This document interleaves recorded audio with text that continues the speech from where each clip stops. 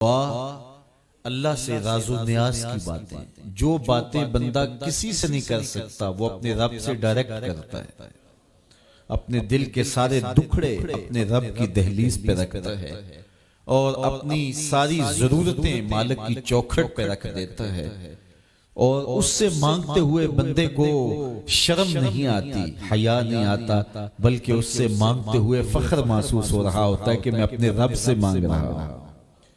کسی اور سے مانگیں تو جھجک لگتی ہے، لیکن مالک سے مانگیں تو اپنائیت کا احساس ہوتا ہے کہ میں اس سے مانگ رہا ہوں، اس لیے کہ وہ ہمارا رب لگتا ہے، ہمارا اس سے ربط کتنا گہرا ہے۔ مسجد نبوی کا ایک کونا تھا اور ایک بندہ وہاں بیٹھ کے دعا مانگ رہا تھا، اس کے دعا کے لفظوں پہ غور کیجیے۔ اے اللہ، میں تجھ سے اس لیے مانگتا ہوں کہ تو میرا اللہ ہے، تیرے علاوہ میرا ہے بھی تو کوئی نہیں۔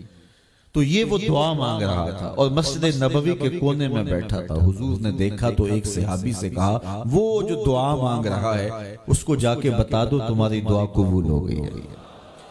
وہ مانگ اس ڈھب سے رہا، تو یہ دعا اپنے رب سے نیاز ہے، دعا خود عبادت ہے۔ جب تمہاری ضرورتوں کا کفیل وہ ہے تو پھر اس سے نہیں مانگیں گے تو کس سے مانگیں گے؟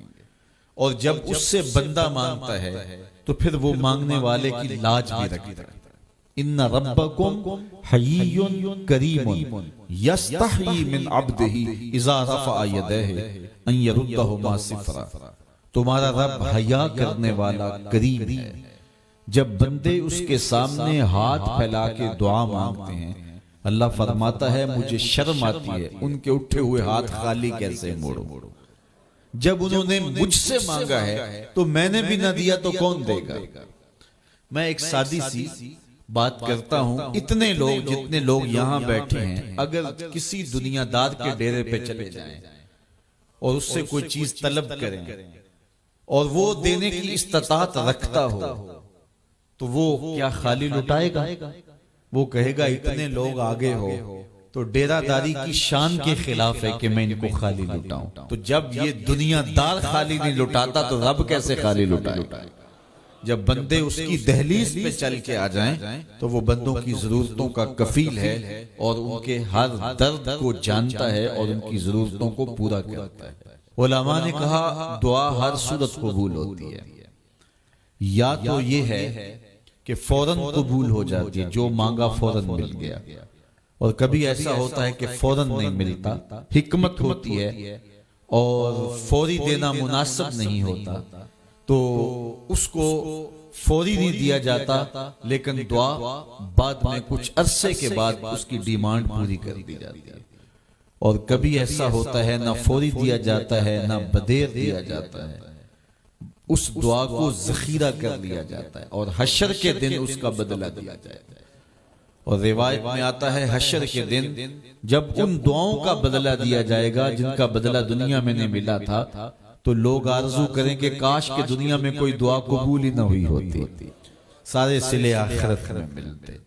اللہ اکبر۔ کبھی ایسا ہوتا ہے جو مانگا جاتا ہے وہ نہیں دیا جاتا، اس کے بدلے میں کچھ اور چیز دے دی جاتی ہے جو اس کی ضرورت ہوتی ہے اور جو اس کے لیے مناسب ہوتی ہے۔ وہ کچھ اور مانگ رہا ہوتا ہے لیکن اللہ اپنی حکمت کے تحت اسے کچھ اور عطا کر دیتا ہے۔ بہر صورت دعا قبول ہوتی ہے اور بندوں کے اٹھے ہوئے ہاتھ اللہ پسند کرتا ہے۔ آج یہ بھی بحث چلتی ہے نہیں مانگنا چاہیے، فلاں وقت میں نہیں مانگنا چاہیے، تو وہ کہتا ہے مجھ سے مانگو جب بھی مانگو، میرا دست کرم تمہیں دینے پہ آمادہ ہے۔ اور اگر کوئی نہیں مانگتا تو فرمایا کل ما یابو بکم ربی لولا دعاؤکم، اے محبوب فرما دو اگر یہ نہیں مانگیں گے تو اللہ بھی پرواہ نہیں کرے گا۔